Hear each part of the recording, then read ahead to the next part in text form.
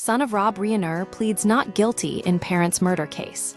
Key evidence points to premeditation. The case surrounding the deaths of director Rob Reiner and his wife, Michelle Singer, has taken a new turn with their son, Nick Reiner, entering a not guilty plea on Monday, February 23. The prosecution appears to have a strong case, with evidence suggesting the murders were premeditated.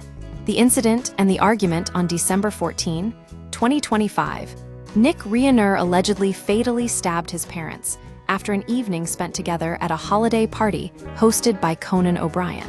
The prosecution's case rests heavily on a reported argument between Nick and his parents the day before the murders, which took place at the same party. Legal perspective. Premeditation is key, according to former federal prosecutor Nima Rahmani. This argument is a critical blow to any defense Nick Reiner might attempt.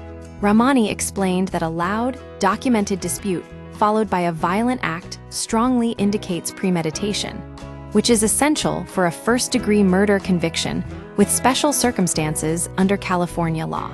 If you get into an argument with someone and you come back with a weapon, that's premeditation, Rahmani stated.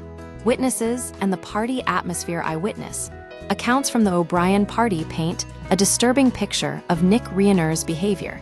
One guest told People magazine that he was freaking everyone out, acting crazy, kept asking people if they were famous.